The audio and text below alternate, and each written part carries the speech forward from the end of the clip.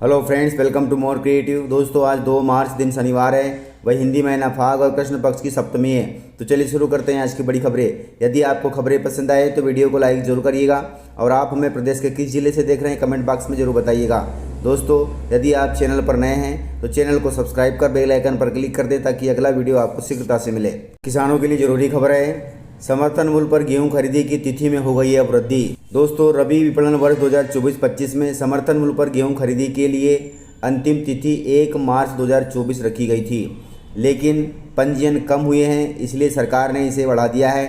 अब आप 6 मार्च 2024 तक अपने फसलों के लिए पंजीयन करा सकते हैं। अर्थात सभी किसान भाई अपनी गेहूं की फसल को समर्थन मूल्य पर बेचने के लिए 6 मार्च 2024 तक पंजीयन करा सकते हैं। बड़ी अच्छी खबर है कि मुस्लिम परिवार ने छपवाया है हिंदी में शादी का कार्ड और सबसे पहले उन्होंने गणेश जी को भेजा है न्योता।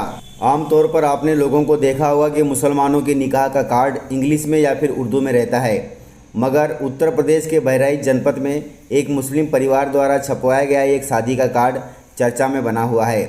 इस मुस्लिम परिवार ने शादी का कार्ड बाकायदा हिंदी में छपवाया है। हिंदू रीति रिवाज के अनुसार पहला निमंत्रण भगवान गणेश जी को भेजा गया है। यह शादी का कार्ड सोशल मीडिया पर जमकर वायरल हो रहा है। लड़का और लड़की दोनों पक्ष मुसलमान हैं, उसके बावजूद भी हिंदू रीति रिवाज के हिसाब से शादी कराई जा रही है। किसान हो जाए अब सावधान, किसानों के लिए बहुत जरूरी खबर। भारतीय मौसम विज्ञान ने पंजाब, राजस्थान, मध्य प्रदेश समेत कई राज्यों में भारी बारिश की संभावना जताई है। इसके साथ ही मौसम विभाग ने किसानों को अलर्ट भी किया है और फसलों से जुड़ी एडवाइजरी भी जारी की है। अनुमान है कि वेस्टर्न डिस्टर्बेंस या पश्चिमी विक्षोभ के चलते पश्चिमी हिमालय क्षेत्र और उत्तरी मैदान में 1 से 3 मार्च तक मौसम में तेजी से बदलाव हो सकता है। इसलिए मौसम वैज्ञानिकों ने किसानों को सलाह दी है कि जल्द ही गेहूं, ज्वार, सरसों की कटाई कर लें और उपज को किसी सुरक्षित स्थान पर रख लें। साथ ही मौसम विभाग का कहना है कि जम्मू कश्मीर, हिमाचल प्रदेश, उत्तराखंड और पंजाब में खेतों से पानी को बाहर निकालने की भी व्यवस्था रखें ताकि जल जमाव की स्थिति से बचा जा सके। साथ ही इन राज्यों के किसानों को कटी फसल को सुरक्षित स्थान पर ले जाने की भी सलाह दी गई है। इसलिए सभी किसान भाई मौसम वैज्ञानिकों की सलाह जरूर मानें। कमलनाथ जी ने मध्य प्रदेश की जनता से की है बड़ी अपील। उन्होंने कहा है कि राहुल गांधी जी की भारत जोड़ो न्याय यात्रा में शामिल होकर इंसाफ की आवाज़ बुलंद करें। दोस्तों, पूर्व सीएम कमलनाथ जी ने मध्य प्रदेश की जनता से आह्वान किया है कि वो राहुल गांधी की भारत जोड़ो न्याय यात्रा में अधिक से अधिक संख्या में शामिल हो और न्याय की आवाज़ बुलंद करें। उन्होंने कहा कि इस यात्रा में राहुल गांधी जनता के साथ सीधा संवाद करेंगे, सिर्फ अपनी बात करने के बजाय लोगों की बात भी सुनेंगे। वहीं भारत जोड़ो न्याय यात्रा 2 मार्च को मुरैना से मध्य प्रदेश में प्रवेश कर रही है। कमलनाथ जी ने कहा कि देश में बड़े पैमाने पर फैलती बेरोजगारी, किसानों के साथ हो रहे अन्याय, दलित और पिछड़े वर्ग तथा आदिवासियों पर हो रहे अत्याचार और देश में चल रही लोकतंत्र खत्म करने की कोशिशों के खिलाफ यह यात्रा निकाली जा रही है। इस यात्रा में श्री राहुल गांधी जी सीधे जनता से संवाद करेंगे और अपने मन की बात करने के बजाय प्रदेश की जनता के हाथ में माइक थमाकर उसे अपनी बात करने का मौका देंगे। मैं मध्य प्रदेश की जनता और कांग्रेस कार्यकर्ताओं का आह्वान करता हूं और उनसे अपील करता हूं कि आप इस यात्रा में ज़्यादा से ज़्यादा शामिल होकर के इस यात्रा को सफल बनाएं। ऐसा कमलनाथ जी ने प्रदेश की जनता से अपील की है।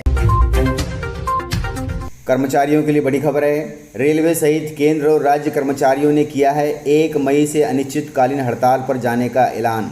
कर्मचारियों का कहना है कि पुरानी पेंशन स्कीम बहाल करे सरकार। दोस्तों, देश भर के रेलवे कर्मचारियों ने 1 मई 2024 से अनिश्चितकालीन हड़ताल पर जाने का ऐलान कर दिया है। ओल्ड पेंशन स्कीम यानी पुरानी पेंशन योजना की बहाली को लेकर इस हड़ताल का आह्वान किया गया है। बुधवार को national joint counselling of action की बैठक में यह निर्णय लिया गया है। इस बैठक में फैसला लिया गया है कि 1 मई यानी मजदूर दिवस से रेलवे से लेकर केंद्र और राज्य के सभी कर्मचारी हड़ताल पर जाएंगे। प्रधानमंत्री मोदी ने प्रदेश को दिए बड़ी सौगात के तहत उन्होंने गारमेंट मैन्युफैक्चरिंग पार्क का उद्घाटन किया है, जिससे प्रदेश के हजारों युवाओं को मिलेगा रोजगार। दोस्तों, औद्योगिक क्षेत्र में इंदौर ने आज एक नई इबारत लिखी है। प्रधानमंत्री नरेंद्र मोदी ने इंदौर के plug and play garment manufacturing unit park का वर्चुअली शुभारंभ किया है। प्रधानमंत्री मोदी ने इस पार्क का भूमि पूजन विकसित भारत विकसित मध्य प्रदेश कार्यक्रम के दौरान किया है। इसी के साथ प्रदेश के सबसे बड़े ऑडिटोरियम का भी लोकार्पण किया है। यह ऑडिटोरियम स्वर्गीय लता मंगेशकर जी की स्मृति में बनाया गया है। इस कार्यक्रम के साथ मध्य प्रदेश में 17,500 करोड़ रुपए से अधिक की विकास परियोजनाओं का प्रधानमंत्री मोदी ने शिलान्यास वर्चुअली किया है। इस प्रकार से प्रदेश को मिली है बड़ी सौगात के तहत अब मध्य प्रदेश में इंदौर कपड़ों का हब बन जाएगा।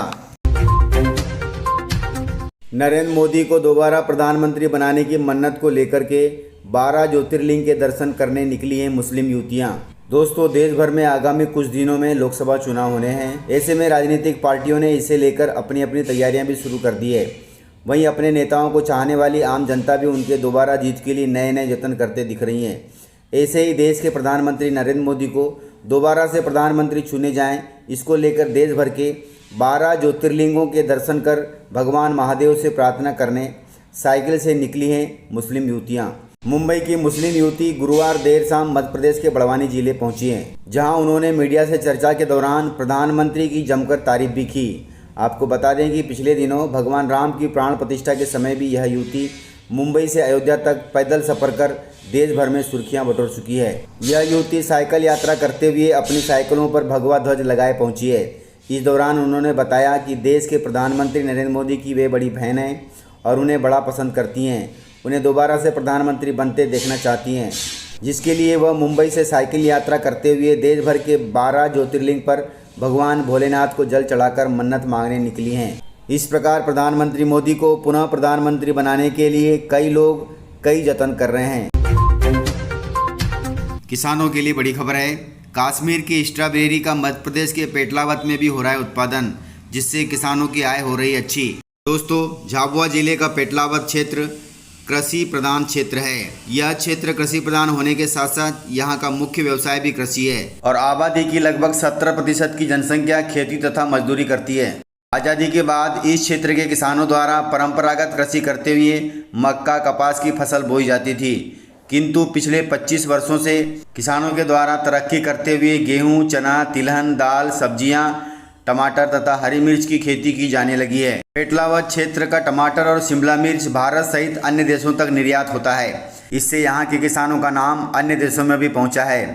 अब इस क्षेत्र का किसान उन्नतशील व व्यावसायिक खेती की ओर बढ़ रहा है। इसका सीधा प्रमाण यह है कि इस क्षेत्र के किसान के द्वारा कश्मीर क्षेत्र में उत्पादित होने वाली स्ट्रॉबेरी की भी फसल बोकर बाजार में बेची जा रही है, जिससे किसानों को बहुत ज़्यादा आमदनी हो रही है।